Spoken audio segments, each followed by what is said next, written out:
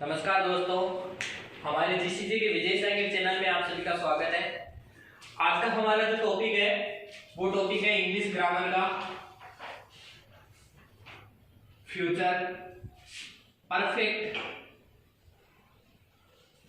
Continuous tense.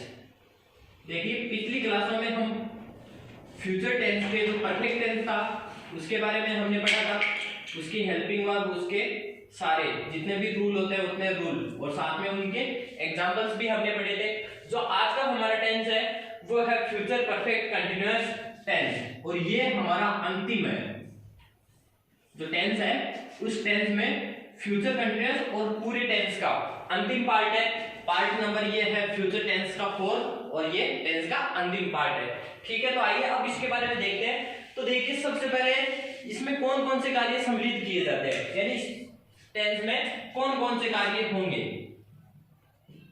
कि कार्य कौन कौन से इसमें सम्मिलित होंगे। तो भविष्य में जारी वे कार्य,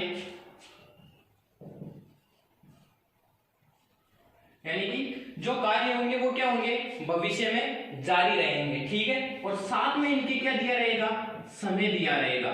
ठीक है, अब इसकी हम यदि पहचान देखें तो इसकी पहचान क्या होगी, पहचान होगी, हमने पढ़ा था फ्यूचर परफेक्ट टेंस के अंदर। फ्यूचर परफेक्ट टेंस के अंदर हमने क्या पढ़ा था कि इसकी जो पहचान होती है वो होती है होगा, होगी, और हमें पता है यहाँ पे क्या है, कंटिन्यूअस टेंस। तो कंटिन्यूअस टेंस में क्या होता है, रहा है, रही है, रहे हैं। पास्ट की बात करें तो रहा था, रही थी, रहे थे, इस प्रकार से होता है। तो ये टेंस कौन सा हमारा, फ्यूचर है। तो फ्यूचर के अंदर क्या होगा, रहा होगा,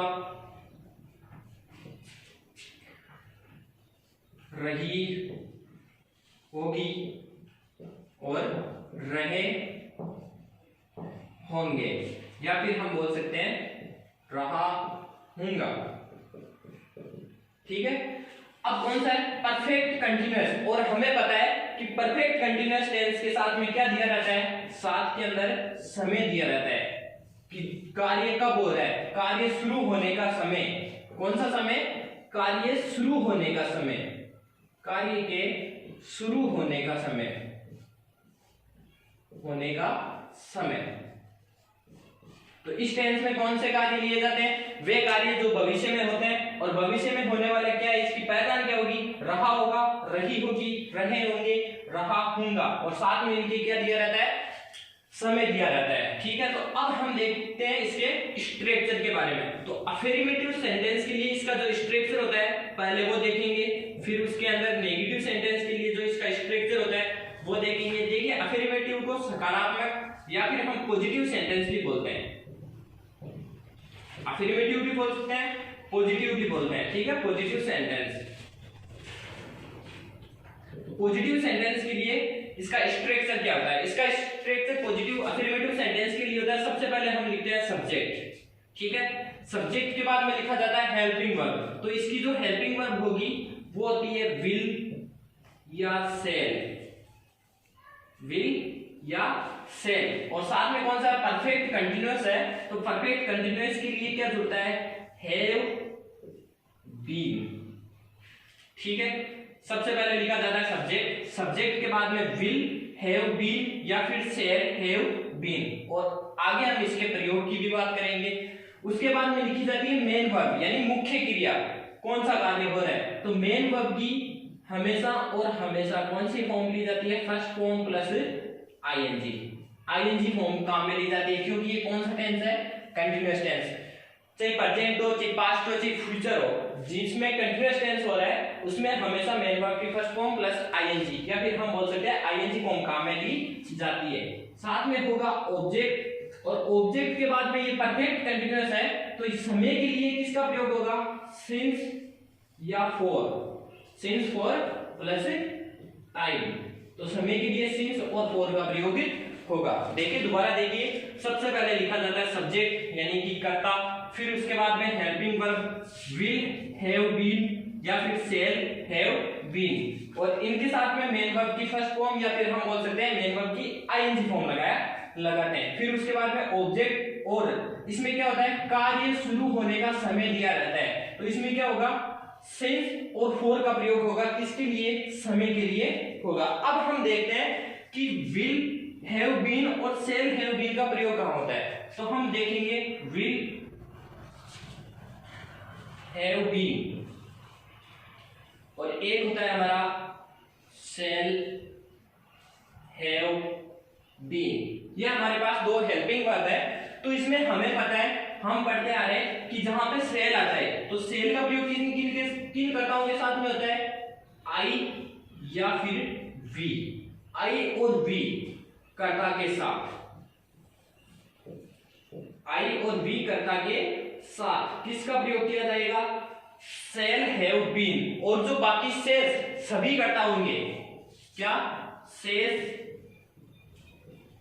सभी कर्ताओं के लिए, चाहे वो सिंगुलर हो या फिर वो प्लूरल हो, आई और वी को छोड़कर, आई और वी को छोड़कर से सभी कर्ताओं के लिए किसका प्रयोग किया जाता है, विल हैव बीन का प्रयोग किया जाता है। और इन दोनों के साथ में मेन वर्ब की फर्स्ट फॉर्म का प्रयोग होगा, फिर ऑब्जेक्ट, फिर उसके बाद में सिंस और फॉर का प्रयोग होगा। देखिए दोस्तों, हम सिंस और जो फॉर का प्रयोग है उसमें हम पहले भी पढ़ चुके हैं। जो हमारी पास्ट परफेक्ट कंटीन्यूअस टेंस था और प्रेजेंट परफेक्ट कंटीन्यूअस टेंस था, उन क्लासों में आपको सिंस और फॉर का प्रयोग मिल जाएगा। अब हम देखते हैं इस टेंस के बारे में, इसके एग्जाम्पल के। देखिए एग्जाम्पल्स देखने से पहले हम देख लेते हैं कि नेगेटिव सेंटेंस होता है, उसके अंदर इसका स्ट्रक्चर क्या रहता है, क्या पैटर्न क्या रहता है। तो देखते हैं हम नेगेटिव सेंटेंस के लिए स्ट्रक्चर। देखिए नेगेटिव सेंटेंस के लिए इसके स्ट्रक्चर में क्या परिवर्तन होगा। जो हमारा अफर्मेटिव का सेंटेंस का जो स्ट्रक्चर है उसके अंदर क्या मिलेगा, हमें नोट फिल करना है। तो यहाँ पे सबसे पहले हम क्या लिख लेते हैं, सब्जेक्ट। तो सब्जेक्ट तो है जैसे का जैसे ही रहेगा सब्जेक्ट, फिर होगा उसके बाद में विल या फिर शैल, और इनके बाद में किसका प्रयोग होगा, नोट का प्रयोग होगा, और फिर उसके बाद में होगा हैव बीन। ठीक है, क्या हो रहा है, विल और शैल, इन दोनों के बाद में नोट, फिर उसके बाद में हैव बीन लगना है। ये कैसे होगा, will not have been, shall not have been. और मेन वर्ब की कौन सी फॉर्म यूज में ली जाएगी, आईएनजी फॉर्म। तो मेन वर्ब की फर्स्ट फॉर्म प्लस आईएनजी, साथ में होगा हमारा ऑब्जेक्ट। ऑब्जेक्ट के बाद में या तो होगा सेंस या फिर हमारे सेंटेंस में होगा फॉर का प्रयोग, और इनका प्रयोग किसके लिए किया जाता है, समय के लिए। तो यहाँ पे होगा टाइम। तो नेगेटिव सेंटेंस के लिए इसका स्ट्रक्चर क्या है, subject plus will not have been, shall not have been, main verb की first form object plus since for plus time. यहां पे देख लीजिए सेल का प्रयोग किसके साथ में होता है, हमें पता है आई और वी के साथ में। सेल का प्रयोग किनके साथ में होता है, आई और वी के साथ में, और बाकी सभी हम कह सकते हैं शेष सभी कर्ताओं के साथ में किसका प्रयोग होगा, विल नॉट हैव बीन का प्रयोग होगा। शेष सभी कर्ताओं के साथ में विल नॉट हैव बीन का प्रयोग होना है। अब हम इसके एग्जांपल से इसको हम समझेंगे। देखिए एग्जांपल्स यदि हम देखते हैं तो सबसे पहले मैं ले रहा हूं हिंदी में एग्जांपल। ठीक है, पहला एग्जांपल है, हम उसका सुबह से इंतजार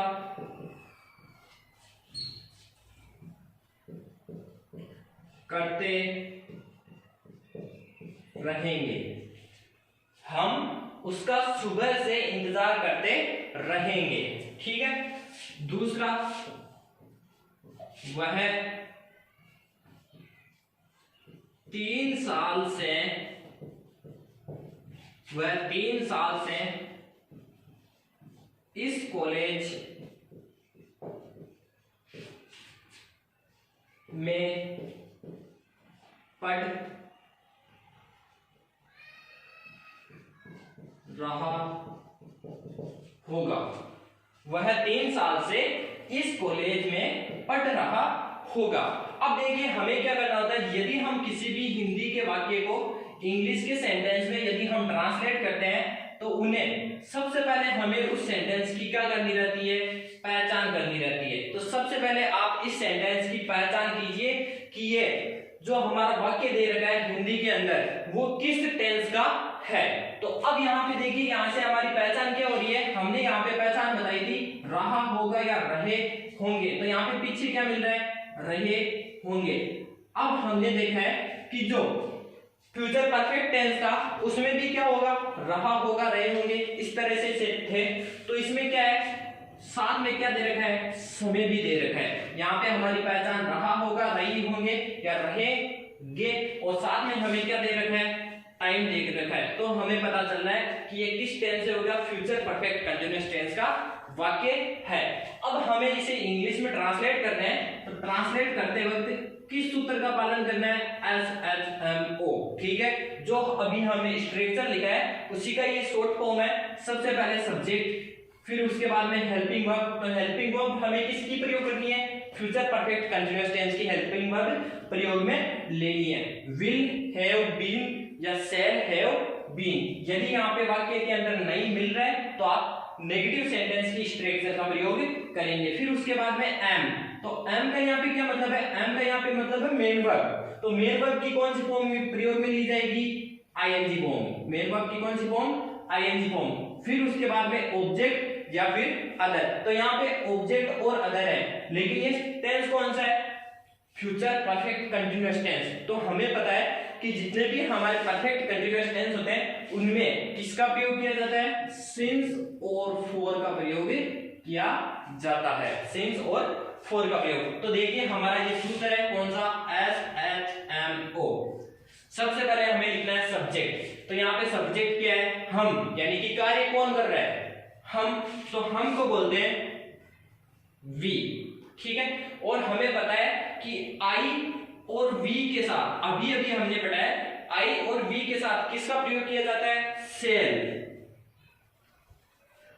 हैव बीन, ठीक है। सबसे पहले लिखा हमने सब्जेक्ट, सब्जेक्ट के बाद में लिखी हमने हेल्पिंग वर्ब। और हमें पता है कि यहाँ पे सब्जेक्ट क्या है हमारा, वी सब्जेक्ट है। तो वी सब्जेक्ट होने के कारण किसका प्रयोग होगा, सेल हैव बीन। हमने हेल्पिंग वर्ब का यूज कर लिया, ठीक है। उसके बाद में मेन वर्ब, मेन वर्ब यानी होता है मुख्य कार्य, कि इस सेंटेंस में कार्य क्या हो रहा है, तो कार्य हो रहा है इंतजार करना, इंतजार करना। तो इंतजार करने के लिए हम इसे बोलते हैं वेटिंग, इंतजार को बोलते हैं वेट, और आईएनजी फॉर्म लगती है तो यहाँ पे क्या होगा, waiting, we shall have been waiting.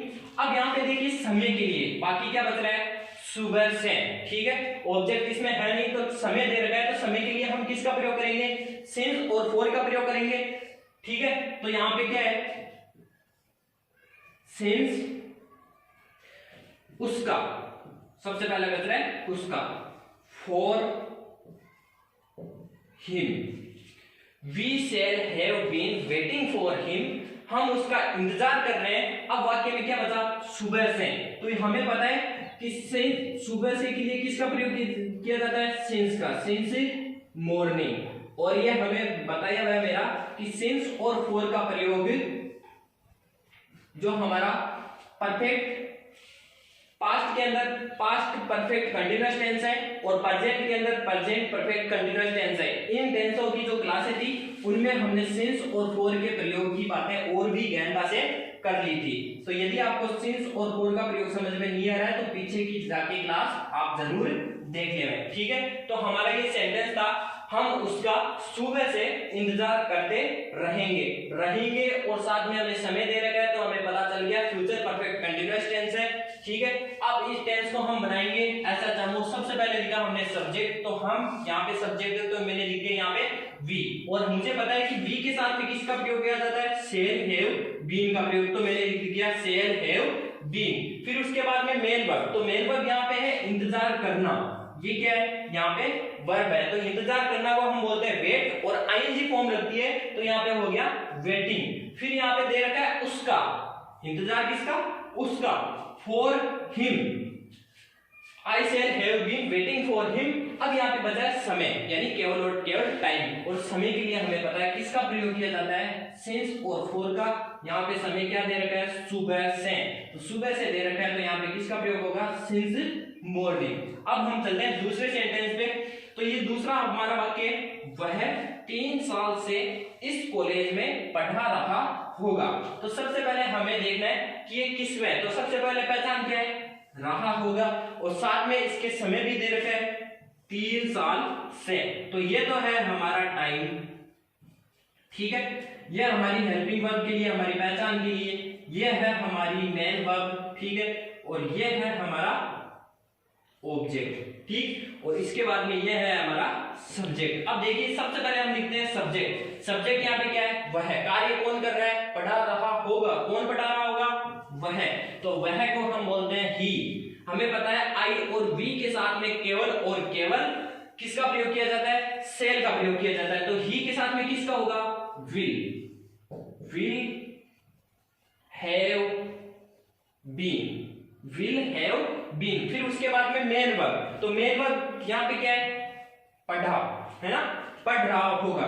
तो पढ़ना को हम बोलते हैं रीड, और आईएनजी फॉर्म में तो reading. He will have been reading इस कॉलेज में। फिर हम लिखते हैं ऑब्जेक्ट। तो ऑब्जेक्ट यहाँ पे क्या है, इस कॉलेज में, in this college, in this college,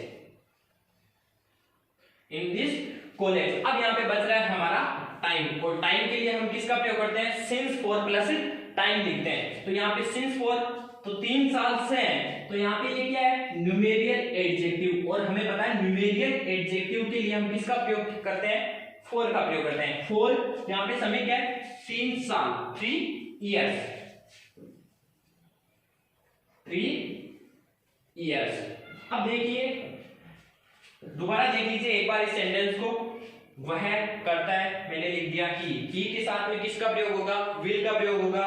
तो विल हैव बीन। फिर उसके बाद में मेन वर्ब। तो मेन वर्ब यहाँ पे है पढ़ाना, मुख्य कार्य क्या हो रहा है, पढ़ाना। तो यहाँ पे रीडिंग, क्योंकि आईएनजी फॉर्म आती है कंटीन्यूअस टेंस के अंदर, तो ये हो गया रीडिंग। फिर उसके बाद में हम लिखते हैं ऑब्जेक्ट। तो ऑब्जेक्ट यहाँ पे क्या है, इस कॉलेज में, इस कॉलेज में हमारा क्या है, ऑब्जेक्ट है। तो मैंने लिख दिया इन दिस कॉलेज।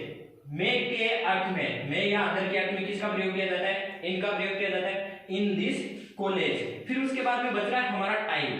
क्या बच रहा है, केवल और केवल टाइम। और टाइम के लिए हम किसका प्रयोग करते हैं, सिंस और फॉर का प्रयोग करते हैं। आपने पिछली क्लासों में सिंस और फॉर का प्रयोग किया था, तब हमने पढ़ा था कि न्यूमेरियल एडजेक्टिव के लिए किसका प्रयोग किया जाता है, फॉर का प्रयोग किया जाता है। यहाँ पे क्या है, 3 साल, 3 को हम बोलते हैं 3 और साल को बोलते हैं ईयर्स। तो फॉर 3 ईयर्स। अब हम देखते हैं इसके कुछ नोट के बारे में। तो एक नोट है इसका, वो नोट क्या है, यदि किसी वाक्य में, यदि किसी वाक्य में बाई प्लस, बहुत इंपॉर्टेंट है ये, by plus expressing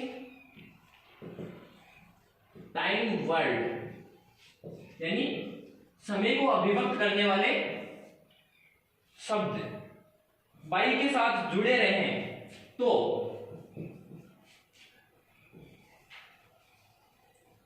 future perfect continuous tense का प्रयोग किया जाता है। टेंस का प्रयोग किया जाता है। हमारा रूल क्या है, नोट है, यदि किसी वाक्य में, यदि किसी वाक्य में कोई भी हमारा वाक्य, उसके अंदर by plus expressing time words, यानी वे शब्द जो किसी समय को अभिव्यक्त कर रहे हो, वे जुड़े हुए हो, तो फ्यूचर परफेक्ट कंटीन्यूअस टेंस का प्रयोग किया जाता है। अब देखिए ये by plus expressing time word, ये कैसे आता है, जैसे मैं आपको बोल रहा हूं, जैसे मैंने आपको एक लिख दिया, यहाँ पे एक बता रहा हूं कि बाई प्लस टाइम, इसके एग्जांपल किस तरीके से हो सकते हैं। तो देखिए by plus time, by this end of month, यहां पे क्या है, बाई के साथ में क्या जुड़ा हुआ है, समय जुड़ा हुआ है। यहाँ पे ये क्या है, बाई प्लस टाइम। तो इसके आगे जो भी हमारा वाक्य होगा उसमें किस टेंस का प्रयोग होगा, फ्यूचर परफेक्ट कंटीन्यूअस टेंस का प्रयोग होगा। तो दोस्तों आशा करता हूं आपको क्लास अच्छी लगी होगी, पसंद आई होगी। यदि आपको कक्षाएं पसंद आ रही है तो हमारे चैनल को सब्सक्राइब करें, लाइक करें, ताकि वीडियो आपके पास सबसे पहले पहुंच सके। धन्यवाद। जय हिंद, जय भारत।